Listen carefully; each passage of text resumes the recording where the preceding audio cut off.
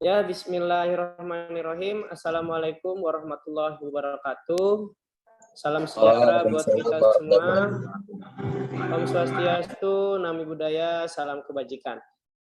Ya, di sini kita akan membahas tugas kedua dari agenda 3 yang dipimpin oleh pengampu kita oleh Pak Chandra Kasih, yaitu yang berjudul isu terkait pelaksanaan penyelenggara pemerintahan dalam upaya mewujudkan smart government. Ya, sebelum kita mulai diskusi ini, alangkah baiknya kita berkenalan, karena tak kenal maka tak sayang, jadi kita harus tahu satu sama lain. Ya, yang pertama kita mulai dari KPP Semarang dulu. Di sana ada siapa aja? Ya, baik. Perkenalkan, nama saya Muhammad Gisbun Nasir. Saya dari KPP Semarang. Jabatan saya calon rescuer pemula. Itu, terima kasih.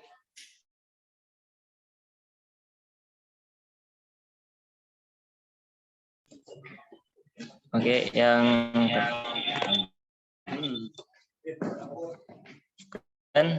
saya sendiri Hatta Mustafa Kamal dari kantor pencarian dan pertolongan kelas A Semarang juga sebagai rescuer pemula.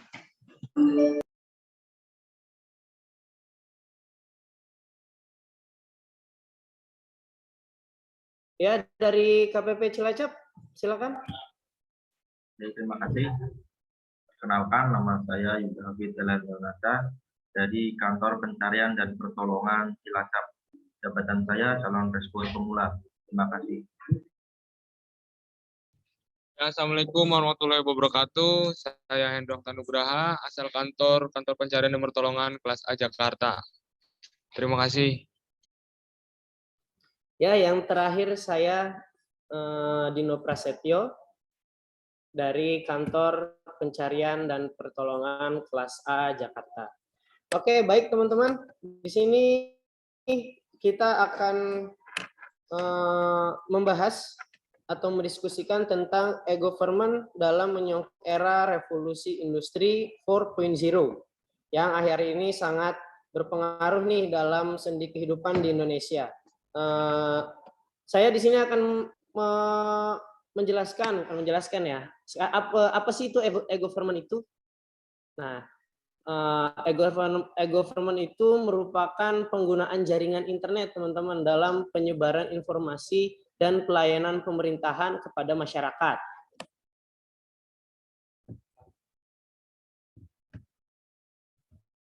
Kalau teman-teman sendiri, menurut teman-teman, gimana sih perkembangannya e-government di Indonesia, teman-teman? Pelayanan-pelayanan yang dari pemerintah menggunakan internet gitu. Menurut kalian perkembangannya gimana? Ya, tidak menuntut jika ada sesuatu yang tidak izin saya berpendapat ya. Ya, menurut saya e-government di Indonesia sudah diterapkan dengan cukup baik. Sebagai contoh, layanan-layanan seperti pembuatan SIM, kemudian pembuatan layanan seperti pajak dan lain-lain, kita sudah bisa mengakses lewat online atau bisa dari rumah, sehingga hal tersebut memudahkan kita, jadi tidak perlu antri di kantor seperti itu.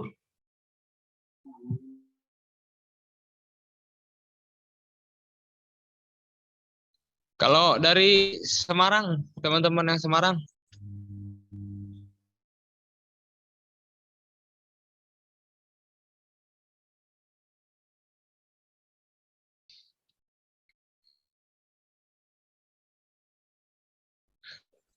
Menurut saya perkembangan e-government di Indonesia itu sudah lebih baik ya, karena banyak bantuan-bantuan yang diberikan pemerintah yang kita bisa kerjakan secara digital. Contoh dalam dunia medis kita ada BPJS bisa lewat digital, kemudian Peduli Lindungi sekarang lewat digital. Kemudian transportasi juga kita bisa pergunakan lewat digital. Nah, semakin banyak sistem pelayanan yang bisa kita gapai lewat gawai. Itu. Izin menambahkan, kalau menurut saya sendiri itu penerapan e-government di Indonesia itu semakin berkembang sejak terjadinya pandemi COVID, karena kita tidak diperbolehkan untuk secara langsung bersentuhan, jadi ya diterapkan e-government itu secara online semua. Setuju banget sih, emang sekarang udah lebih mudah karena udah mulai ada penerapan e-government di Indonesia ini sih. Jadi nggak terlalu ribet, mungkin tinggal pemerataannya aja kali di setiap Indonesia supaya sama semua kan, karena ada beberapa daerah yang masih susah buat ngakses dan beda-beda lah tiap kabupaten kota, masih belum merata sih kalau menurutku. Ya, kalau menurut saya sih ya apalagi dalam pandemi COVID ini ya, penerapan e-government itu sangat terlihat lah, karena apa-apa sekarang kita dihubungkan dengan teknologi, dengan internet. Jadi harus dan wajib kita sebagai ASN juga harus menerapkan e-government itu sendiri sih kalau menurut saya. Nah, teman-teman, apa sih kendala mendasar dalam penyelenggaraan e-government dalam revolusi industri 4.0 ini yang dikaitkan dengan pemerintahan daerah gitu atau pemerintahan yang lain? Kalau menurut saya, izin menjawab rekan-rekan, kalau menurut saya sih kendala mendasar di tingkat pemerintah daerah itu karena keterbatasan SDM mungkin ya, terus sarana dan prasarana juga tiap daerah kan berbeda-beda, nggak semuanya sama, jadinya perlu sosialisasi lebih buat di tiap-tiap daerah itu, karena kan cakupan wilayahnya juga kan beda-beda gitu. Kalau dari saya sih itu sih. Kalau menurut saya sih mungkin lebih ke sektor itu ya, sarana prasarana. Jadi jaringan-jaringan yang ada di tiap daerah itu kan berbeda-beda. Nah, itu yang mungkin menyebabkan lambatnya perkembangan e-government. Kalau menurut saya itu kendala dari e-government itu sendiri itu ada 3 menurut saya sendiri. Yang pertama itu kendala dari... Nah, teman-teman, ya dari Bang Yuda, silakan. Ya, izin. Kalau dari saya itu kendala e-government itu ada 3. Yang pertama mungkin sumber daya manusia, yang kedua itu infrastruktur yang masih belum merata, dan yang ketiga organisasi atau instansi itu sendiri. Itu Mas, terima kasih.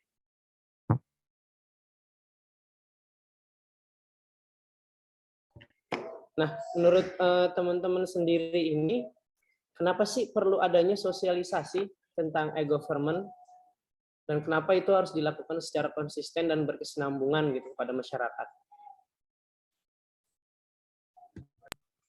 Izin menjawab.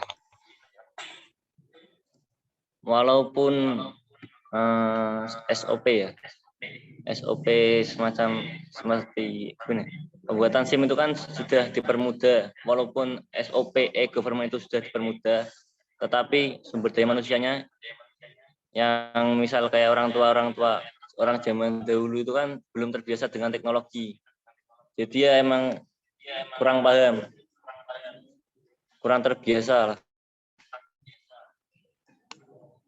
Jadi tetap harus diberlakukan sosialisasi terlebih dahulu. Kalau menurut saya sih, kenapa sih harus dilakukannya sosialisasi?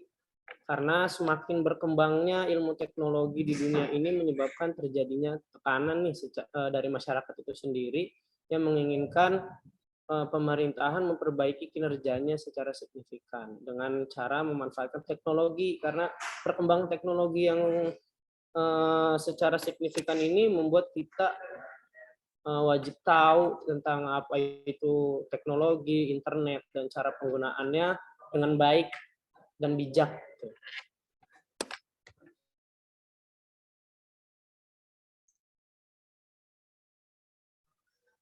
Ya, jadi menurut teman-teman nih, seberapa penting sih dampak dari adanya e-government ini untuk aparatur sipil negara atau PNS ya? Apakah begitu penting sampai kita harus menerapkan di lini publik itu?